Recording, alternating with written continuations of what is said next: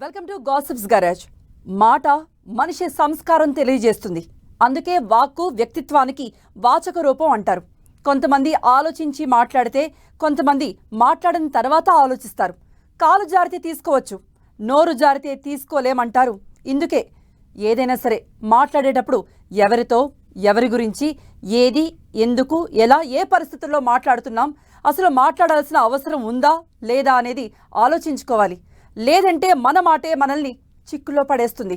చెప్పదలుచుకున్న విషయాన్ని కఠినంగా కాకుండా మృదువుగా చెబితే ఇన్ని ఇబ్బందులు ఉండవు కదా. ఇదంతా ఎందుకంటే ఏపీలో మాజీలైన కొందరు నేతలు తమ నోటి దురుసుతో పేకల్లోతు కష్టాల్లో కూరుకుపోతున్నారు. నోటి దురుసుకు కేర్ ఆఫ్ అడ్రస్గా మారిన ఒక మాజీ నేత పడుతున్న ఇబ్బందులేంటో చూద్దాం. ఏపీలో అధికారం చేతులు మారాక కొందరు వైసీపీ నేతల పరిస్థితి అగమ్యగోచరంగా మారింది. 5 ఏళ్లు అధికారంలో ఉండగా చక్రం తిప్పిన నేతలు, నోటికి పని చెప్పిన నాయకులు ఇప్పుడు గుట్టుగా కాలం వెళ్లదీస్తున్నారు. తమ ఆచూకీ కూడా తెలియకుండా పూర్తిగా సైలెంట్ మోడ్లోకి వెళ్లిపోయారు. అలాంటి వారిలో ఎక్కువగా వినిపిస్తున్న పేరు కొడాలి నాని. పౌర సరఫరాల శాఖ మాజీ మంత్రి కొడాలి నాని గత 5 ఏళ్లలో ఎలాంటి సౌండ్ చేసేవారో అందరికీ తెలిసే ఉంటుంది. ఏది మంచో ఏది చెడో కూడా ఆలోచించకుండా ప్రత్యర్థులపై మాటలతో విరుచుకుపడి టీడీపీకి టార్గెట్ అయ్యారు కొడాలి నాని. అసెంబ్లీ, క్యాబినెట్ భేటీ, పబ్లిక్ మీటింగ్ ఇలా ఏదైనా సరే వెనక ముందు ఆలోచించకుండా సీఎం చంద్రబాబుపై ఏకవచనంతో విరుచుకుపడిన కొడాలి నాని ఇప్పుడు కేసులతో ఉక్కిరిబిక్కిరవుతున్నారు. ఒకవైపు సీఎం చంద్రబాబు, మరోవైపు డిప్యూటీ సీఎం పవన్ ఉమ్మడిగా టార్గెట్ చేయడంతో కొడాలి పరిస్థితి ముందు నుయ్యి వెనక గొయ్యిలా తయారైంది. దాదాపు 20 ఏళ్లుగా గుడివాడలో నిర్మించుకున్న సామ్రాజ్యం ఒక్క గాలివానకు కూలిపోయినట్లు గత ఎన్నికల్లో కూటమి సునామీతో కొడాలి కోట గల్లంతైంది. దీంతో కష్టాలన్నీ కూడబలుక్కుని కొడాలిని చుట్టుముడుతున్నాయి.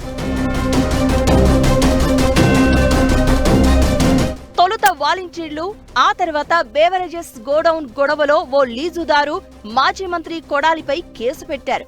ఈ కేసుల్లో ముందస్తు బెయిల్ తెచ్చుకున్న కొడాలిని ఇంకోవైపు నుంచి బియ్యం స్కామ్ కమ్మేస్తోంది అంటున్నారు. కాకినాడలో డిప్యూటీ సీఎం పవన్ కళ్యాణ్ ఆదేశాలతో బియ్యం స్కామ్ పై తనిఖీలు చేస్తున్న అధికారులు ఉచ్చు బిగుస్తుంటే ఆ ఉచ్చులో కొడాలి కూడా ఉక్కిరిబిక్కిరవుతున్నట్లు పొలిటికల్ సర్కిల్స్ లో టాక్ వినిపిస్తోంది.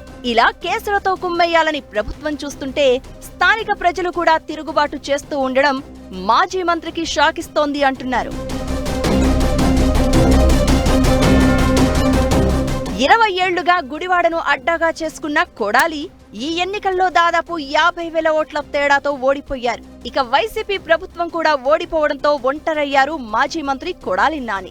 ఎన్నికల ఫలితాలు వచ్చిన వెంటనే ప్రతీకారంతో రగిలిపోయిన టీడీపీ క్యాడర్ మాజీ మంత్రి ఇంటిపై దాడికి వెళ్లినా ఎలాంటి చప్పుడు చేయలేదు కొడాలి నాని.